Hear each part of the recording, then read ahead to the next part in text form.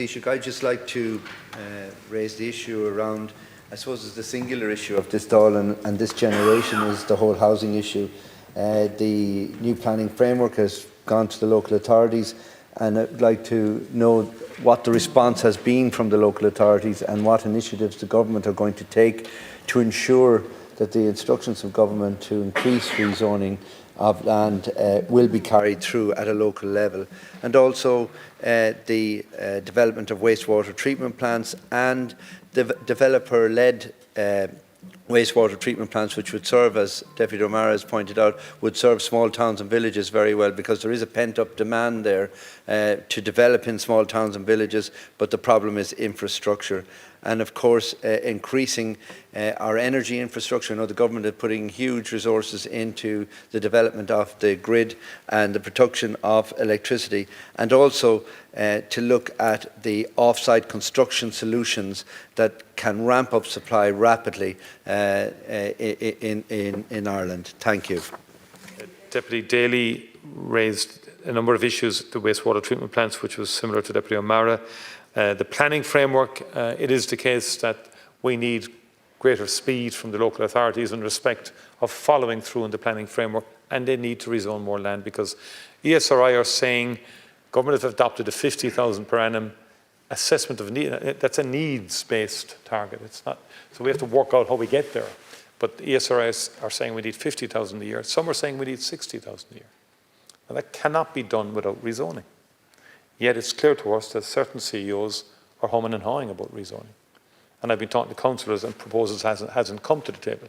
My understanding is Dublin City Council is saying that they won't rezone, that they have enough land. I believe Fingal are in a similar situation. And there's a housing crisis out there. Deputy Ward, I haven't normalised anything. I'm very clear about this. The cost of housing is excessive for young couples. That's why we need to rezone land and get more houses built.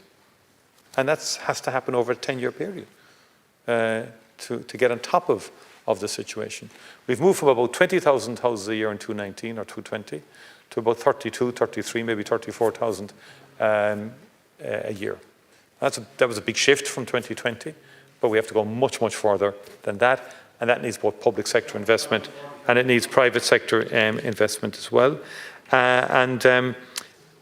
Deputy Daly is correct also in terms of grid offsite and modern methods of construction. We're driving that because that is going to be key in accelerating the construction of housing also.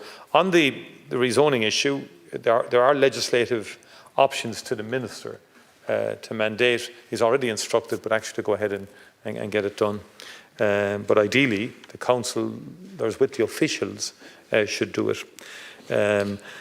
And there will be engagement between the Minister and I and CEOs of county councils to drive that agenda. Deputy Batchick raised the issue of homelessness, the new housing plan. The new housing plan will be published within the next number of weeks. I think it made sense that we'd get the National Development Plan done first in terms of having the capital framework over the next 5 years from the public sector investment underpinning housing announced. And also but we haven't waited for the plan.